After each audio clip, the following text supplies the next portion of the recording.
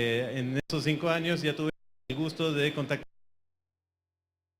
amigos acá, incluyendo el grupo que está armando lo que es Wikimedia Ecuador, que es una iniciativa por fomentar el uso de todas las herramientas de Wikimedia, incluyendo obviamente la Wikipedia, en sus diversos ámbitos.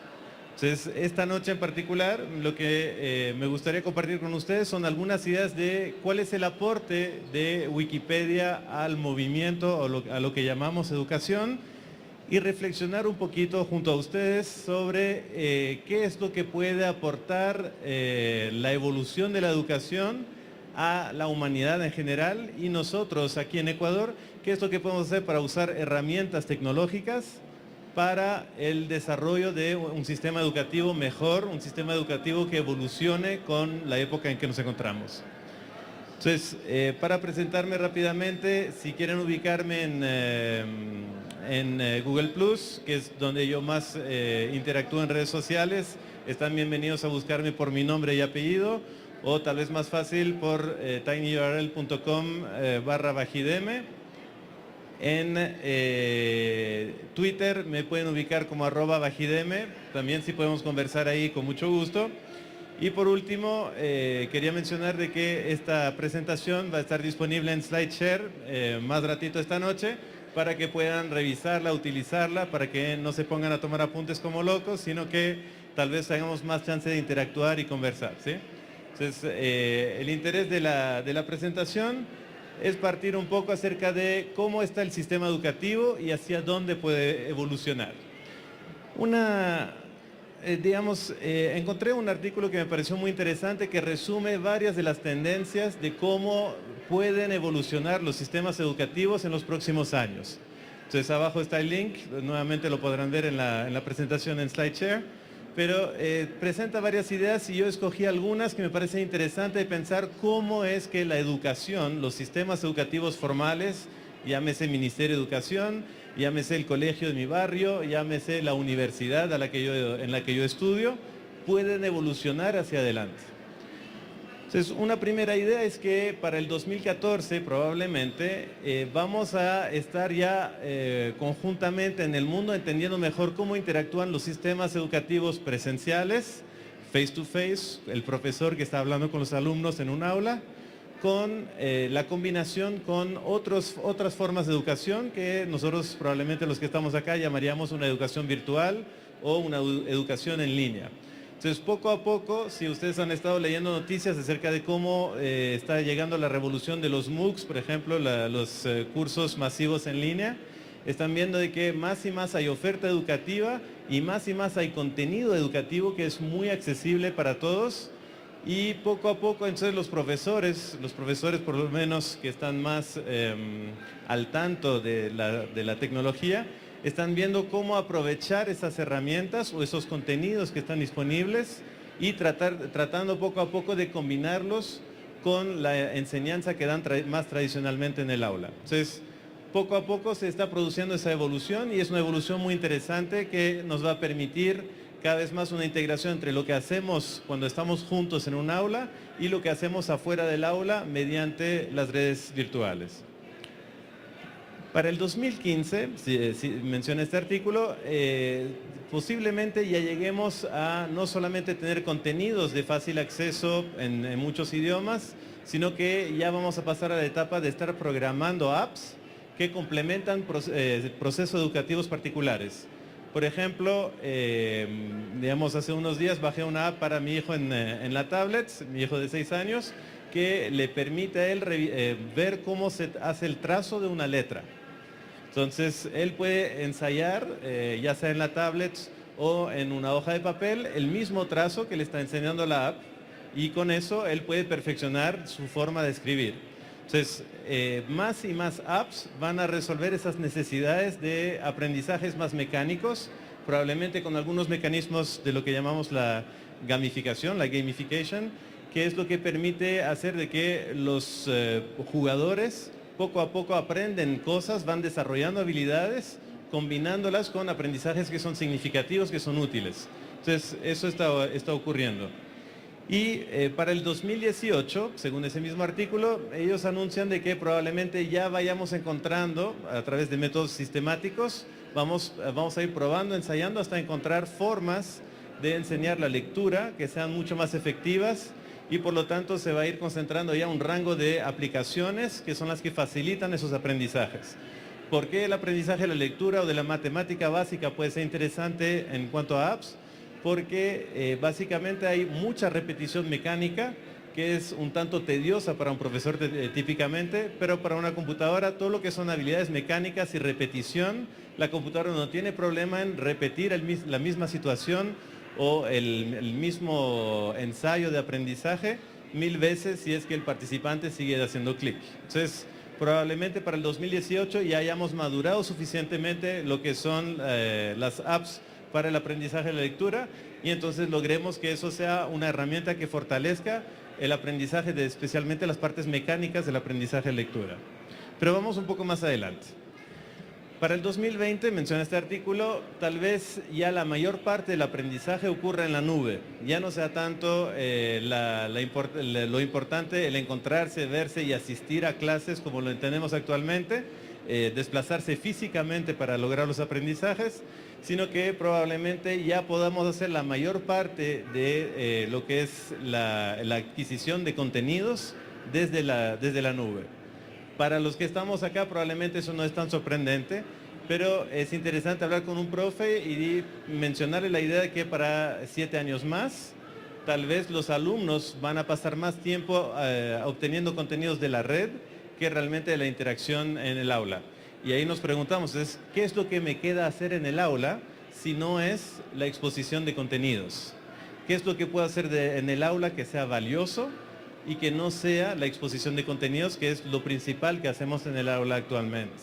Entonces, eso es una cosa que tenemos que madurar y tal vez tenemos unos años más para terminar de reflexionar de hacia dónde puede evolucionar mi actividad en el aula si no es la exposición de contenidos. Otra idea loca es que para el 2020 también posiblemente las escuelas ya no sean un lugar de exposición de contenidos, sino que sean comunidades de práctica. Es un término académico que básicamente se refiere a que es un grupo de personas que juntas están practicando alguna actividad y están aprendiendo unas de otras en esa práctica. Entonces, estamos aprendiendo juntos a resolver problemas de física tal vez. O juntos estamos sentándonos a discutir cómo se redacta un buen poema. O juntos estamos aprendiendo a resolver problemas de finanzas que tienen que ver con probabilidades, tienen que ver con estadísticas, tienen que ver con diferentes aspectos de matemáticas que me sirven a mí en mi vida.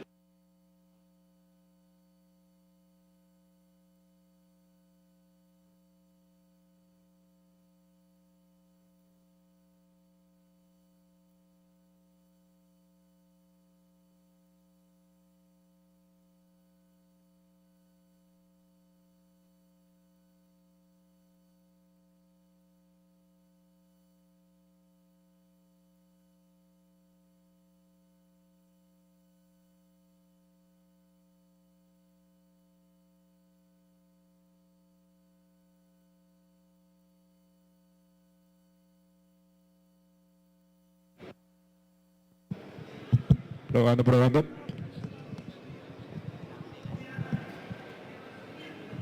Gracias. Ok, entonces, esa idea de comunidades de práctica implica que ya el rol del profesor, del docente, definitivamente ya no corresponde al que conocemos ahora, de ser el único experto que sabe todo frente a los alumnos inútiles que no tienen idea de lo que están haciendo y que tienen que tenerle paciencia al profe, escucharlo para aprender de él. Es otra forma de relacionarse, la idea de que juntos estamos haciendo cosas, practicando y aprendiendo de eso. No quita, por supuesto, de que el profesor tiene una experiencia previa que es distinta, que es probablemente mayor que sus alumnos.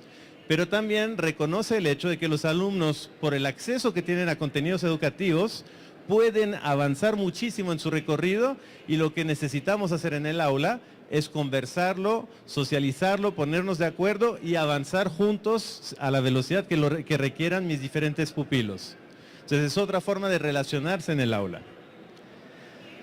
Otra idea que de hecho vi que va a tener un eco mañana con una presentación sobre ese tema en particular es la idea de aprendizaje ubicuo, de que en cualquier situación yo puedo aprender algo de eso.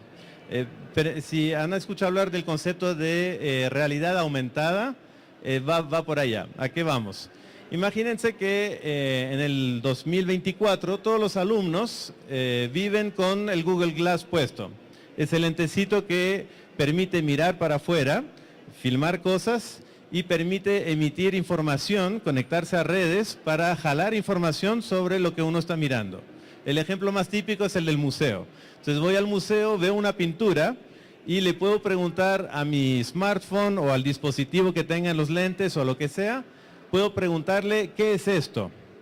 Y el sistema que llevo o la red a la que me conecto es tan inteligente como para reconocer esa pintura y darme comentarios sobre quién fue el autor, en qué contexto se pintó y una serie de información que yo podría indagar más y más. ¿Cuál es el estilo? ¿Cómo se hace ese tipo de pintura? ¿Qué herramientas necesito para hacer esa pintura? ¿Puedo conectarme a un curso o a un video que me muestre cómo se hace ese estilo de pintura? Entonces, si puedo hacer todo eso en el lugar en que me encuentre, probablemente voy a poder aprender mucho más rápido y de una forma que es significativa o es importante para mí. Entonces, la idea del aprendizaje ubicuo es que donde yo me encuentre, en la interacción que yo me encuentre, yo voy a poder aprender de esa situación. Les doy otro ejemplo. Tengo un amigo que viene a visitarme y él tiene ese problema de hipoglicemia, diabetes, y me dice que es diabetes tipo 2. Bueno, yo lo estoy invitando a tomar un café en la casa. ¿Qué dieta puede comer esa persona? No tengo idea, yo no tengo diabetes, no tengo antecedentes de diabetes en mi familia. Esa información no es accesible para mí si estuviese viviendo tal vez en los 80s o en los 70s.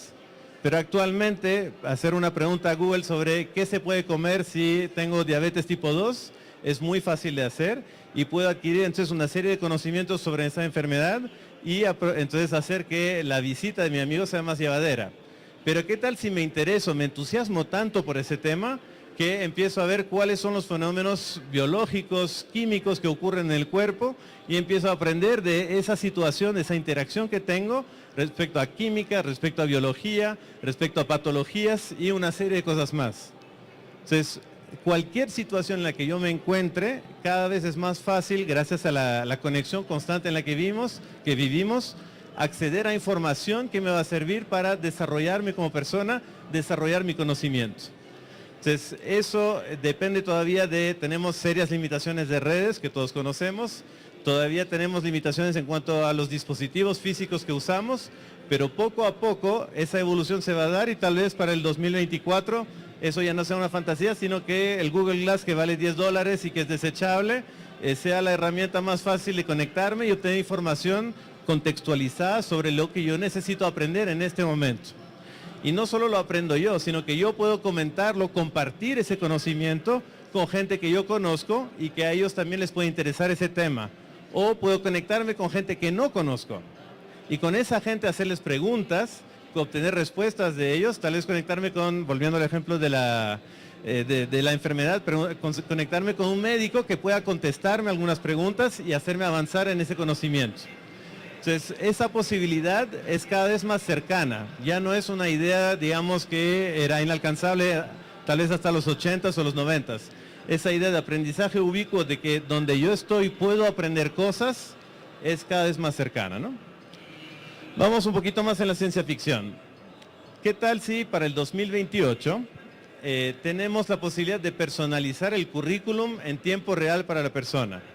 Entonces, esto todavía suena un poco fantasioso, pero si alguno de ustedes ha probado Khan Academy, por ejemplo, o el Khan Academy, pueden ver de que es muy fácil pasar ejercicios de matemática y avanzar por donde yo me interese a las temáticas que yo quiera. Entonces, eso hace de que un chico de quinto básico pueda aprender de ecuaciones diferenciales si a él le interesa, si él tiene la motivación por hacerlo. Y entonces esa currícula ya no es un sistema fijo que respeta un ciclo anual decidido por personas que están en una mesa, en un escritorio, encerrados en el quinto piso del Ministerio de Educación. Es lo que yo necesito ahora. Y yo tengo acceso a contenidos que me sirven a mí para resolver mis necesidades, mis deseos de aprender. Entonces ya no es una dependencia de una cuadrícula, digamos, que alguien inventó afuera, sino que mi motivación es la que define hasta dónde avanzo. Y por supuesto, en el encuentro con los demás, en el aula, tengo la oportunidad de socializar eso, ver lo que los demás están aprendiendo y conectarme con eso. Entonces, la idea de que la currícula se pueda personalizar es la idea de que voy a poder progresar a todo lo que a mí me dé mi capacidad intelectual y lo que me den mis interacciones sociales como espacio para nutrirme de ideas y yo también aportar con ideas. Entonces, eso también, digamos, estamos viendo grandes esfuerzos que se están haciendo. Si conocen la empresa Newton, también están haciendo mucha investigación sobre cuáles son los ritmos de aprendizajes personales y cómo ofrecer una currícula que se vaya adaptando al estudiante en tiempo real. Entonces, 2028 tal vez incluso nos quede demasiado en futuro para lo que podemos lograr tal vez hasta el 2020. De ahí otra idea ya bastante loca, digamos, es que el desplazarse físicamente, digamos, para aprender, ya no se ha requerido, ¿sí? Venimos hablando de esta cosa de los mundos virtuales y del holodeck para los fanáticos de Star Trek, digamos, hace mucho tiempo, pero si pensamos en el 2028, digamos, lo que yo necesito es conocer otras personas tal vez de mi misma edad, interactuar con ellas. Pero ¿por qué tiene que ser entre cuatro paredes? ¿Por qué tiene que ser en un horario fijo que es determinado por la posibilidad del profe de presentarse a mí? ¿Qué tal si tenemos otras posibilidades de interactuar que suplan esas necesidades y me sirvan a mí para avanzar en mi educación, en mi construcción de aprendizajes? Y por último, otra idea también interesante es que los diplomas, que son lo que nos definen profesionalmente a todos, es lo que nos permite decir yo soy tal cosa, yo sé hacer tal cosa, sé resolver tales problemas, para el 2028, digamos unos 15 años más, ya no sean realmente lo que nos distinga unos de otros. ¿Qué tal si el esfuerzo y la capacidad de desplegar, demostrar aprendizajes, sea lo que nos distinga? Entonces ahí viene todo el concepto de badges que digamos está avanzando de a poquito con la idea de que ya no es ese cartón que culmina 5 años de estudio el que demuestra mi aprendizaje, sino que a medida que voy demostrando que soy capaz de resolver ciertos problemas, puedo obtener una certificación. Entonces es una certificación mucho más corta, mucho más acotada, pero que me permite a mí decir yo sé hacer esto, yo sé resolver esto. Entonces ya no me concentro necesariamente en un programa universitario que alguien se inventó hace 20 años, que respondía a lo mejor tal vez a necesidades de hace 20 años de cómo se tenía que enseñar o aprender tal o cual cosa, sino que los aprendizajes que yo tengo los puedo certificar en forma mucho más acotada respecto a temas mucho más definidos y con eso puedo avanzar en tener una amplia, un portafolio amplio de aprendizajes demostrables. Y que si me preguntan, yo puedo decir sí sé hacer esto o puedo demostrar rápidamente que estos problemas los sé resolver. Entonces, eso es un poco la ciencia ficción con la que quería abrir esta presentación.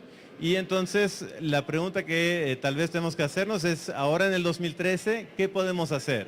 ¿Cómo tenemos que mirar a la educación?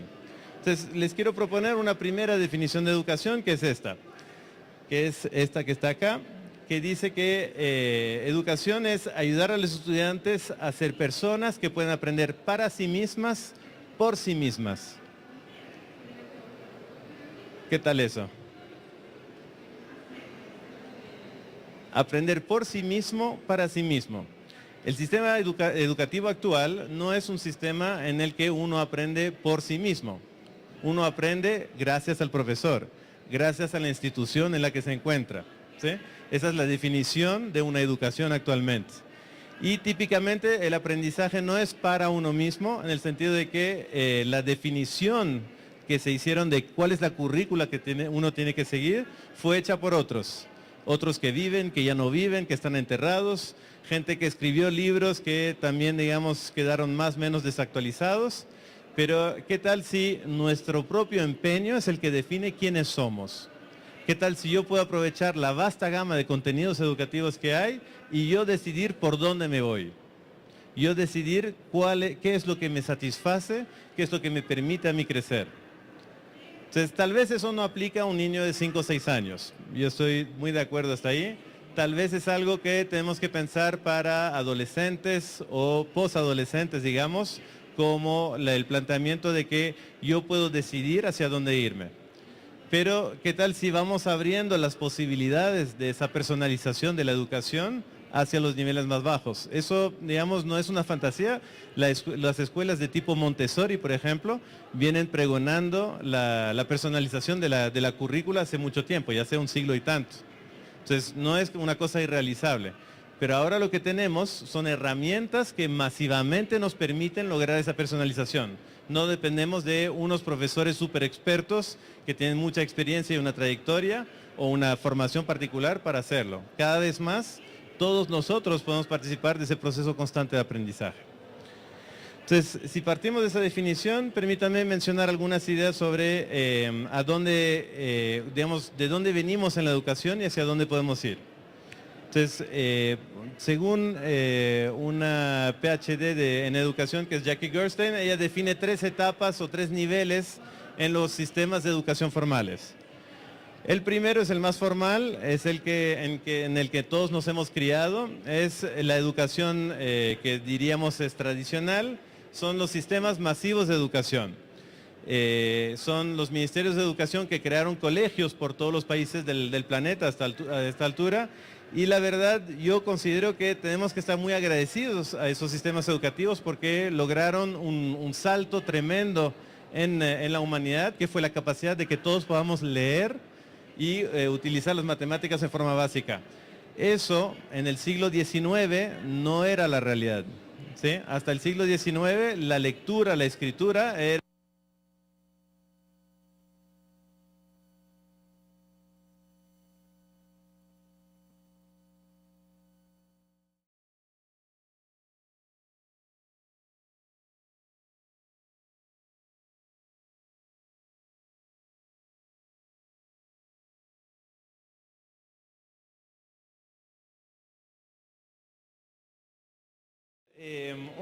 una gracia importante de los sistemas masivos de educación es que han permitido a la humanidad evolucionar como nunca había evolucionado, ¿sí? Si contamos la historia y la antigüedad, digamos, del año 0 hasta el año 2000, el boom del conocimiento que se produjo gracias a la capacidad masiva de la humanidad de leer y escribir y de acceder a conocimientos y generar conocimientos ha marcado la diferencia realmente en la evolución de la humanidad.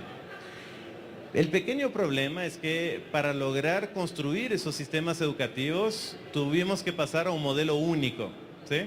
El modelo único impuesto desde la cima de la jerarquía de la sociedad, digamos, es la que permitió crear ese mecanismo y implantarlo en toda la humanidad. Entonces, ha tenido sus bondades, pero ciertamente todos los que trabajamos o estamos relacionados con el campo educativo reconocemos también que hay serias limitaciones respecto a lo que puede lograr un sistema educativo único, centralizado, que es el que vivimos hasta ahora. Y todavía tenemos que seguir pensando, nosotros los que consumimos o utilizamos el sistema educativo y los que participamos en el sistema como administradores, tenemos que avanzar a pensar cómo puede evolucionar ese sistema educativo, ¿sí? Entonces, una educación 2.0, si pensamos que la primera fue esos sistemas masivos era 1.0, si pensamos en 2.0 probablemente todos lo imaginamos como una cosa así, ¿sí? Tenemos el pastito, los pajaritos que cantan, la conexión inalámbrica y gracias a una dieta y el ejercicio físico tenemos una forma física que es agradable para los demás. Sabemos que todavía no vivimos en ese ambiente y más bien la educación 2.0 se parece a una cosa como esta, ¿sí? Una cosa un poco bastarda donde yo tengo una laptop, de hecho esta laptop tiene una disquetera que es interesante históricamente, tengo una calculadora y tengo papel, ¿sí? Entonces esa es todavía el ambiente en que nos movemos, que podríamos calificarle de un ambiente mixto. Por un lado tenemos la idea de que tengo que seguir asistiendo, tengo que seguir yéndome físicamente a hacer cosas, y por otro lado poco a poco todos los que estamos tratando de aprender más, estamos viendo que hay contenidos para jalar que los sistemas educativos formales nunca nos van a mostrar, ¿sí? Hay la posibilidad de acceder a cosas que están muy fuera de lo que el sistema tradicional nos puede dar. Entonces, la idea de ese enfoque mixto es poco a poco ir apropiándonos de esas herramientas que van a permitir cambiar la educación. Y Wikipedia justamente es una de esas herramientas.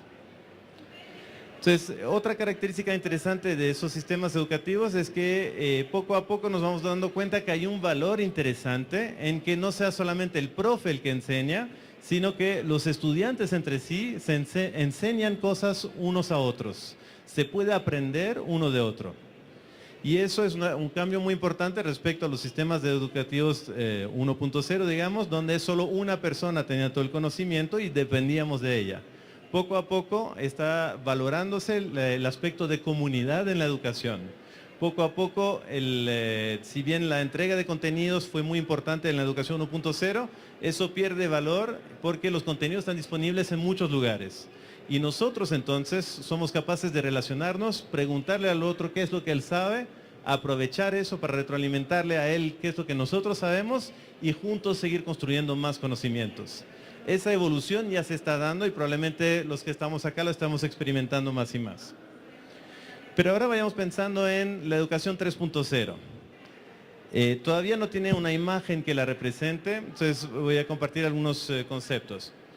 Lo primero es esa idea de que todos aprendemos en donde estemos. Volvemos a la idea de un aprendizaje ubicuo. En cualquier contexto en que esté, yo puedo educarme, yo puedo aprender más. Entonces, eso implica el poder acceder a fuentes de conocimiento. Dependemos ciertamente de las redes y sabemos que en Ecuador todavía las redes no están a la altura. Ayer nos sacaba en cara, de hecho, el CEO de Telefónica de que esta maravillosa conexión está 1000 veces mejor que la que tenemos en casa. Reconocemos que es así, pero no estamos satisfechos, queremos cambiar eso y queremos que eso siga mejorando. Pero en la medida que mejore, eso implica de que nuestra posibilidad de conectarnos con fuentes de conocimiento cada vez más amplias están más seguras para nosotros. Y no solamente va a ocurrir ese aprendizaje entre las cuatro paredes del aula, sino que donde esté, yo tengo acceso a conocimientos. Estoy en un bosque, puedo sacar una foto de un árbol y aprender qué árbol es este. Estoy paseando en unos cerros, puedo ver qué mineral es este y cuál es la historia de ese mineral o de esa serie de cerros en los que me encuentro. Entonces puedo aprender de eso en forma constante y puedo construir esos conocimientos. La otra idea importante para esa educación 3.0 es que las cosas tienen que volverse más baratas, menos costosas. Los sistemas educativos todavía promueven cierto elitismo. Acceder a la universidad todavía sigue siendo un privilegio en nuestras sociedades y eso tenemos que hacerlo evolucionar. Y va a evolucionar en la medida en que el hardware sea más barato o ya no sea un costo importante, que el software, digamos, tampoco sea una consideración y ahí tenemos todo el movimiento del software libre. Y el otro tema que es clave también es que los contenidos sean cada vez más accesibles. Entonces, los que han estado viendo, digamos, cómo están avanzando los cursos masivos en línea, ven de que cada vez más hay profesores de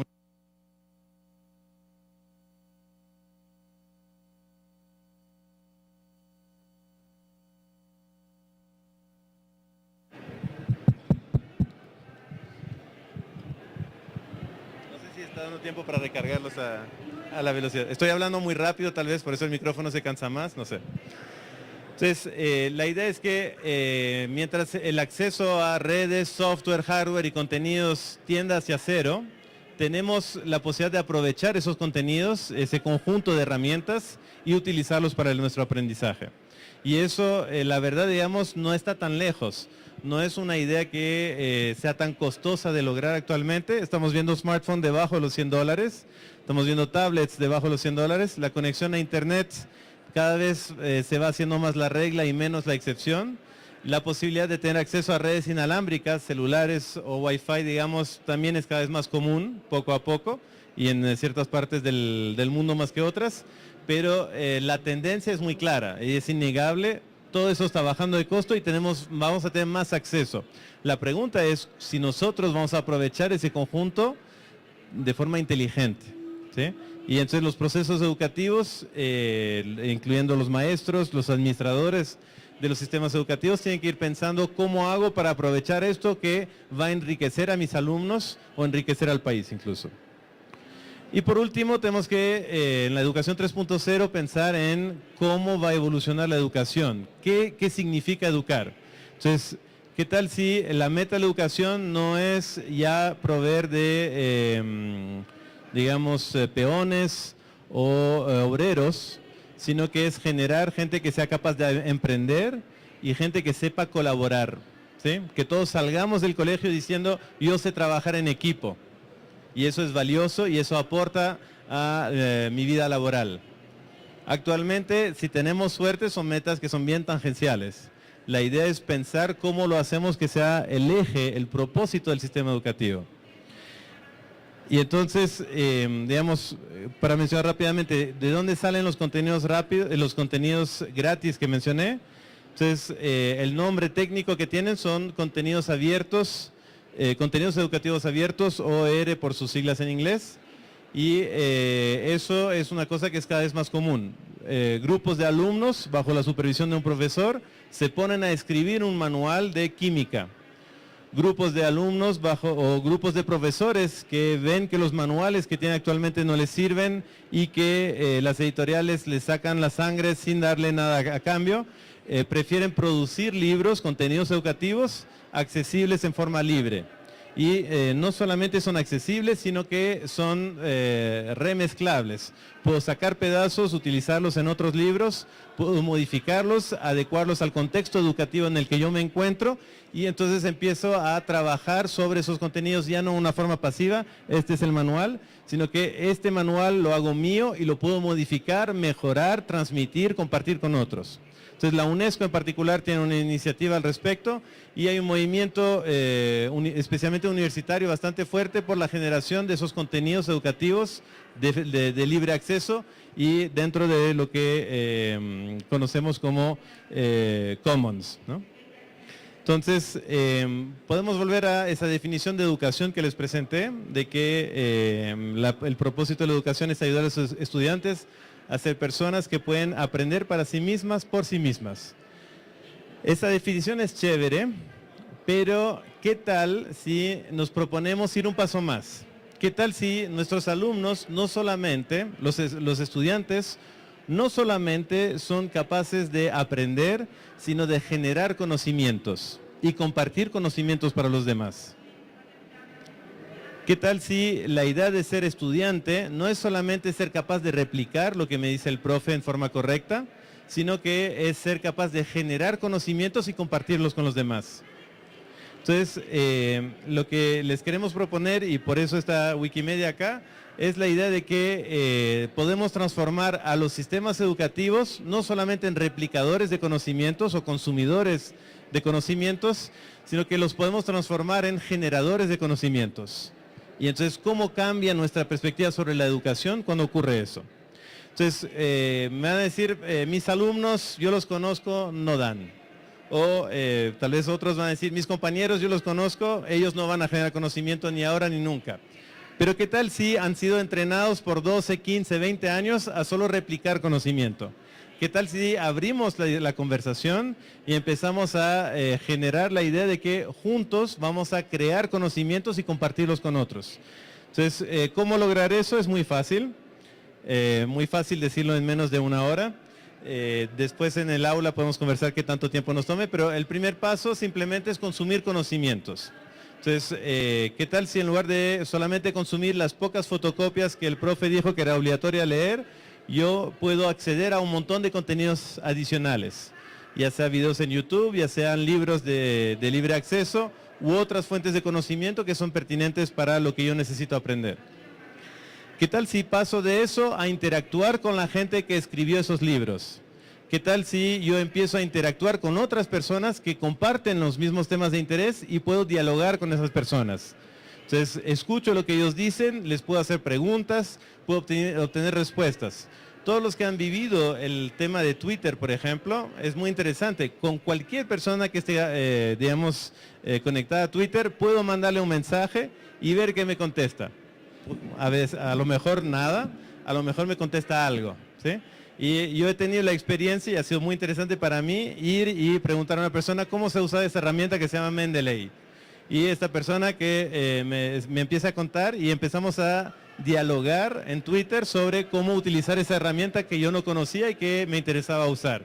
Entonces, si esa posibilidad está abierta para una persona que está en un continente distinto incluso del mío, ¿cómo puede eso potenciar mis aprendizajes? ¿Qué tanto me va a motivar a mí a aprender más la posibilidad de conectarme con otros, conocidos y desconocidos? Entonces, la interacción es el segundo nivel si pensamos en niveles de juego. Y el tercer nivel es crear y compartir conocimiento. Entonces, si pensamos en física pura, digamos, teorías de la gravedad y cosas así, tal vez nos parece una obra demasiado grande el que yo con mis compañeros vamos a generar conocimiento al respecto. Pero, ¿qué tal si yo puedo dar ejemplos y muestras, filmar videos sobre ese tema? Un compañero de Wikimedia ayer me mencionaba el tema de la presión del aire. ¿Cómo puedo enseñar o aprender acerca de la presión del aire? Entonces, muy simple, puedo hacer un video sobre qué es lo que ocurre cuando yo hincho una botella de aire y veo cómo la botella se va cuando la suelto. Entonces, puedo crear conocimiento, lo puedo publicar hacia el internet y empezar a dialogar con otros que están estudiando la misma temática. A través de los comentarios que están en YouTube, ya podemos generar un diálogo. Después llevar ese diálogo a otra área. Empezar a compartirnos fuentes que analizan ese video que hicimos y nos permiten entender mejor qué significa lo que estuvimos experimentando. Entonces, eso ya no es un tema difícil o que requiera una producción compleja. Todos los que tenemos un smartphone podemos hacer esa filmación y subirlo a YouTube es lo de menos, digamos. Compartir el conocimiento y después generar un diálogo en torno a eso, tal vez eso es un poco más difícil, requiere de ciertas habilidades. Pero ¿qué tal si hacemos que ese sea el foco de la educación? Que aprendamos a dialogar con otros en torno a fenómenos que nos interesan, ¿sí? Porque eso es lo que va a realmente construir aprendizajes. Si yo veo esa botella volar después de haberla hinchado de aire, entonces eso a lo mejor significa un montón de cosas que me interesa aprender. Quiero medir la velocidad, quiero entender cuál es la diferencia en la presión interna y externa, ¿cómo puedo medir eso? Y entonces empezamos a hacer una serie de aprendizajes en torno a esa temática particular que nos llamó la atención un día. Entonces, finalmente está el tema de qué voy a hacer con estos conocimientos que yo genero con mis compañeros, con mi profesor. Y la respuesta, ustedes ya la vieron venir, Wikipedia es una de las principales herramientas donde yo puedo no solamente absorber conocimientos, sino que también puedo construir y compartir conocimientos. Entonces, los pasos son los mismos. Todos tenemos que aprender a consumir Wikipedia, utilizarla en una forma inteligente. Copy-paste no es lo que yo llamaría una forma inteligente de utilizar Wikipedia. Es una de las posibilidades, por supuesto. Pero ¿qué tal si yo voy al nivel siguiente y empujo a mis alumnos, empujo a mis compañeros a avanzar en la interacción con otros? ¿Cómo se hace la interacción con otros en Wikipedia? Pues en cualquier artículo que ustedes vean, van a ver arriba a la izquierda una cosita que dice discusión. Entonces, si yo pincho en discusión, puedo empezar a ver qué es lo que la gente ha discutido de ese artículo. Pepito dice tal cosa, Juanito dice otra cosa. Y así, digamos, fulanos nos van comentando diferentes aspectos sobre el artículo que me interesaba. Y yo puedo participar de ese diálogo. No solamente me quedo leyendo, sino que también me da curiosidad y yo me meto ahí y empiezo a aportar. ¿Por qué esta parte del artículo diciendo esto si podría decirlo de otra forma? ¿Qué tal si arreglamos un poquito el texto y lo adecuamos? Ayer veíamos el ejemplo de Pegaso, de nuestro querido satélite Pegaso. Tenemos que cambiarlo del presente al pasado, ¿cierto? Pero el artículo a lo mejor que describe el Pegaso en Wikipedia todavía está en presente. ¿Qué tal si yo me atrevo a hacer una modificación y ponerlo en término pasado? Y yo tengo la potestad de hacerlo porque me interesa aportar al conocimiento y no quisiera que una persona que de otra parte de Sudamérica llegue al artículo y diga, ah, qué interesante ese Pegaso, ¿dónde estará ahora? Entonces quiero actualizar el artículo. No es muy complejo, puedo apretar, digamos, el botón editar y eso nos lleva directamente al tercer paso, ¿sí? Generar contenidos y compartirlos. Entonces, nuevamente hay un botoncito que dice editar. Entonces, ese botoncito cuando lo apretamos, se nos abre una herramienta que la verdad es bastante sencilla de utilizar, que es un editor visual. No es más, no es menos. Si ya usaron Google Docs, si ya usaron Word, pueden pinchar ahí y ustedes, cada uno de ustedes, cada uno de sus alumnos, cada uno de sus compañeros, puede hacer eso y aportar y crear y adecuar, mejorar, refinar, ampliar los contenidos que están ahí. Entonces, si pensamos especialmente en el nivel universitario, ¿qué tal si nos ponemos el desafío de mejorar una serie de artículos, 3 o 4 artículos, sobre el tema de la cátedra que estamos viendo este semestre?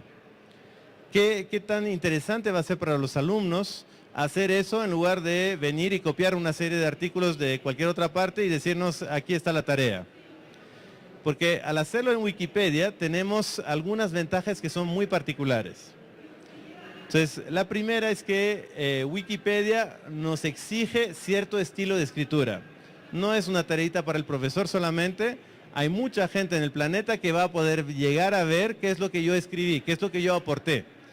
Escribí acerca de un río en Ecuador, de un pueblito, de una tradición cultural, escribí acerca de física, matemática o lo que sea. Lo que yo vaya a poner ahí está posiblemente expuesto a millones de personas en el planeta. Entonces, ¿qué tanto esfuerzo tengo que hacer para que la información que yo publique sea correctamente escrita, sea comprensible, sea útil a los demás? Tal vez ya no es la tareita nomás que tengo que mandarle al profe. Entonces, tal vez ese es un nuevo nivel de desafío. Y Wikipedia tiene sus propios niveles de exigencia respecto a calidad. Si queremos que nuestro artículo suba de categoría por su calidad, hay que cumplir una cantidad de criterios que son muy interesantes. No vamos a entrar en eso ahora, pero tenemos el club de wikipedistas acá que puede ayudarles a conocer más en detalle cuáles son esos criterios. Pero si queremos hacer un artículo bueno, que valga la pena, hay que ponerle un poco de ñeque, ¿no? Después, el tercer desafío que ofrece Wikipedia y que otras herramientas no ofrecen es que hay que enfrentarse a los millones de wikipedistas en el mundo que van a venir a rebatir, van a venir a discutir, que ellos opinan que es distinto, que esto está mal escrito, que esto hay que mejorarlo, que el gráfico que pusiste no corresponde. Digamos, hay que poder participar en esa interacción, esa discusión sobre cuál es la forma correcta de presentar el tema que me interesa a mí. Entonces, ese esfuerzo también nos permite aprender a colaborar con el resto del planeta, literalmente. Por lo menos los que hablan el mismo idioma del artículo que publicamos. Y por último, vamos a dejar una marca al escribir en Wikipedia. Y esa marca, si yo me convierto en una persona que participa regularmente en escribir contenidos para Wikipedia, son rastros que yo dejo como evidencias de que yo sé manejar esa herramienta y yo soy capaz de publicar contenidos que el resto del mundo se puede dignar en leer. No todos los que estamos acá podemos decir que estamos en ese nivel. Tal vez yo escribí un artículo, un paper que alguna vez mi universidad publicó en su revista anual porque no tenía más con qué rellenar. Pero ¿qué tal si yo he hecho una serie de publicaciones y esa serie de publicaciones es accesible y cuando vaya a buscar un empleo yo puedo decirle, mira, estas ediciones las he hecho yo. Estas ediciones han perdurado en el tiempo y son útiles para un montón de gente que quiere acceder a esos contenidos. Entonces, el desafío de hacer eso nos permite trabajar a otro nivel.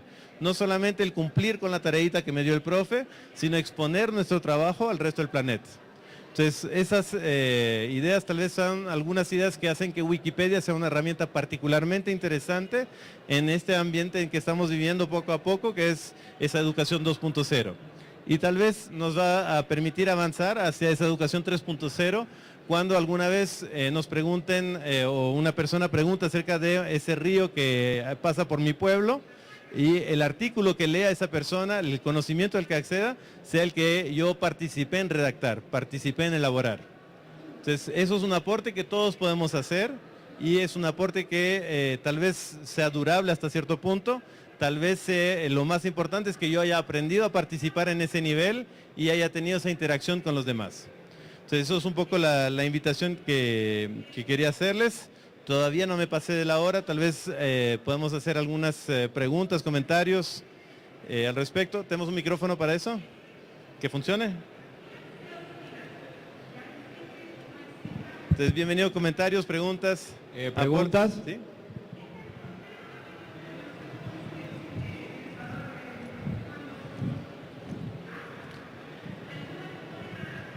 Hola, felicitaciones por la presentación. Mi pregunta va, yo soy bastante fanático, trabajaba mucho, soy docente con argumentos de aquí. Conversaba con los wikipedistas, me decían que a lo mejor puede resolverme una pregunta que yo tengo. Hoy en el Ecuador se habla mucho de la defensa intelectual de los escritores. Entonces, incluso hay deshonestidad académica con los jóvenes que no citan autores. ¿Cómo deben hacer los estudiantes para que puedan utilizar esto y puedan citar netamente a los autores de textos que están escritos pero que no aparecen? Los wikipedistas han cogido textos, frases, palabras y únicamente han puesto, y el alumno cita Wikipedia y no al autor original. ¿Cómo podemos hacerlo? Porque yo quiero que vuelvan a utilizar esta página y quiero irme a mis demás compañeros con alternativas para que puedan hacer uso de esta gran página que es Wikipedia. Perfecto, entonces primero hay que aclarar cuál es la función de Wikipedia o digamos, cuál es el uso correcto de Wikipedia. El uso correcto de Wikipedia es un primer punto para acceder a más fuentes de conocimiento. Entonces tal vez en los artículos de Wikipedia, si bien el contenido suele ser una primera orientación útil respecto al tema que me interesa, normalmente a lo que un estudiante especialmente universitario debe interesarle más es la parte de abajito donde están las referencias. Esas referencias hay que enseñarles a los alumnos a utilizarlas, hacer clic en ellas, ir a las fuentes primarias, leerlas y ver entonces si el artículo es un reflejo correcto de esa información que me interesa, o si de esa fuente primaria puedo sacar otros artículos que me interesen. Entonces, ese uso hay que enseñarlo. No es que todos nacimos sabiendo cómo utilizar Wikipedia. Debemos enseñarle a los alumnos a no contentarse con el artículo de Wikipedia. Es un primer punto, es súper valioso, pero el punto siguiente es ver las fuentes y buscar otras fuentes. Y después entonces, con un espíritu crítico, en el mejor sentido de la palabra, ver si incluso valorar el artículo. ¿Este artículo es correcto? ¿Me da información suficiente? ¿Puedo mejorarlo? De lo que yo voy leyendo, ¿puedo aportar yo a mejorar ese artículo? Entonces, la idea es aprovechar de que los alumnos ya llegaron a esa primera fuente, van a buscar otras fuentes de conocimiento, y qué tal si les exigimos que ellos aporten al artículo y lo mejoren, que le agreguen un párrafo, que le corrijan unas líneas, y qué tal si nos aseguramos de ver de que ellos hacen correctamente ese trabajo. Entonces, digamos, esa deshonestidad académica que mencionas es algo que normalmente viene por la misma definición de la tarea. Si la definición de la tarea es dime algo que está escrito en otra parte, entonces el alumno fielmente puede decir sí, yo te voy a dar exactamente lo que me pediste, la cita de alguien más, que sea mía o de otra persona, yo te voy a tener un texto presentado. Pero si hacemos que la tarea sea una creación propia, entonces probablemente va a presentarse menos ese desafío de que los textos estén bien citados o no. Y tenemos ciertamente que enseñarle a los alumnos a que ese copia y pegue no es la forma para ellos mismos de aprender. La forma de aprender es construir más cosas, pero eso implica tal vez otra definición de la tarea que yo les doy. Creo que me van a echar, así que aprovechemos rápidamente. Sí. Buenas noches. Me pareció excelente la exposición, pero justamente tengo una duda. Yo he modificado y editado algunos artículos dentro de Wikipedia y la forma como se maneja es excelente. Pero recientemente dentro de las universidades ha existido una tendencia de los profesores a exigir que los estudiantes no citen a Wikipedia. ¿Cómo podríamos contrarrestar eso? Ya que como es una forma fácil de editar los artículos, obviamente los profesores no dan credibilidad a los artículos de Wikipedia. O sea, para mí lo interesante de Wikipedia no es citar a Wikipedia, sino revisar el contenido y, como mencioné, utilizar las referencias para profundizar ese conocimiento y acercarme a autores que han escrito en forma original sobre el tema de interés. Entonces, citar a Wikipedia para mí no debería ser la meta, sino que la meta debería ser ir a aprovechar el artículo para buscar más fuentes que puedan alimentar lo que yo tengo que producir. Estamos... Ah, ya. ¿Más preguntas? ¿Más comentarios? Entonces, ¿sí? Te ganaron, pero ya vuelve el micrófono. Estás muy cerca del parlante. Aléjate del parlante. Buenas noches. Me pareció muy buena tu intervención y te felicito por ello. Mi pregunta es la siguiente. ¿Qué sucede? O sea, como todos sabemos, Wikipedia es un medio de información, tiene información de todo y de todos. Pero ¿qué pasa con información que tiene que ser indexada una sola vez por la gente correcta? ¿Cómo te lo explico? Digamos que yo tengo una institución y que yo quiero que en Wikipedia aparezca solamente la información que yo quiero de mi institución y que en realidad no sea modificada tantas veces, porque suele suceder que hay gente que la modifique y termina tergiversando lo que yo quiero que se enteren como información de mi institución. ¿Qué puedo hacer en esos casos? Sí. Bueno, te invitaría a que dialogues más en detalle con los compañeros que están ahí de Wikipedia sobre el tema de la protección de contenidos. Yo personalmente diría de que si quieres información a tu gusto, tienes que publicarla en tu página. Y digamos, ahí puedes tener control sobre los contenidos. Si quieres ir más allá, digamos, y aportar a Wikipedia, hay que aceptar el hecho de que otros van a poder participar de eso. Y entonces ahí empieza el tema de cómo hacemos que la conversación, la discusión sea constructiva en lugar de ser un enfrentamiento. En el caso específico, de esto se trata Wikipedia, de que cuando puedes colaborar ayudas.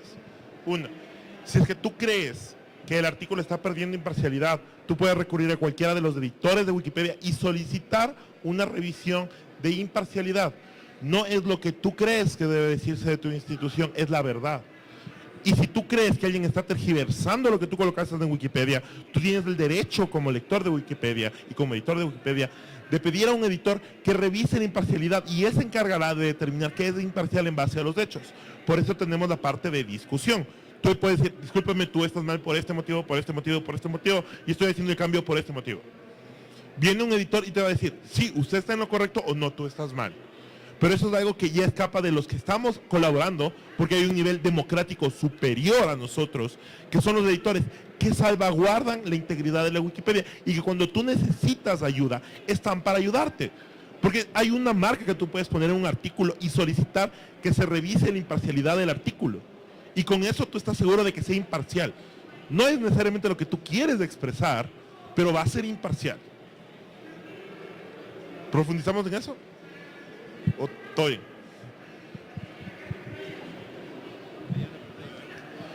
A ver, una consulta. Yo puedo generar... Esos son los amigos, se van con el micrófono. Sí, no. Una consulta. Yo puedo generar un artículo en Wikipedia. ¿Puedo registrarlo y patentar el artículo que está en Wikipedia que yo he generado? Ya. Yo pensaría que eso va en contra de la filosofía de que más bien estás dejando en los commons el contenido. Ya, y entonces, pero, perdón, yo genero el artículo, ¿no es cierto? Ya, yo genero un artículo con mi idea, mis palabras, mi contenido. Lo registro y lo patento, pero no bloqueo las opciones de que las demás personas puedan agregar información al respecto, sí. Pero el contenido mío que yo agregué, registrarlo y patentarlo. O sea, nuevamente, el espíritu de Wikipedia no es ese. El espíritu es que todos podemos aportar y nadie va a patentar ese contenido que es un bien común. Entonces todos aportamos a ese bien común que es el conocimiento y a la difusión de ese conocimiento. Si quieres hacer algo así, probablemente una revista académica con derechos de autor o una editorial que apoye tu investigación va a ser el lugar correcto. Wikipedia, digamos que su propósito no es, digamos, es contrario a la idea de patentar, sino que más bien está en función de asegurar que todos construyamos ese capital de conocimiento que a todos nos sirve. Y si es que el artículo que yo he publicado de forma libre, por alguna u otra razón, alguien lo ha tomado, se lo ha llevado y lo ha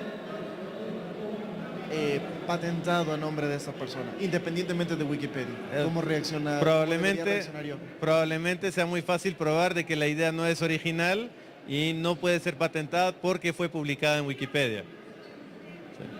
Entonces, no es un, digamos, sería tonto tratar de robar una idea de Wikipedia porque ya, digamos, el tema de los derechos fue muy estudiado y esa propiedad intelectual está garantizada como un bien común. Gracias. ¿Ok? ¿Estamos? Ok, entonces les agradezco mucho el tiempo y la paciencia y estamos aquí, aquí en la esquinita para conversar más de Wikipedia con los que quieran. Gracias. Listo, muchas gracias a Vahid y muchas gracias a ustedes por haber asistido. Ahora les invitamos a que no se muevan porque dentro de la misma temática vamos a tratar un foro sobre cultura y software libre. Tenemos aquí a César Herrera de CIESPAL que nos va a hablar un poco sobre qué se va a tratar el foro. Gracias amigos y vamos a hacer nuestro primer foro. Tenemos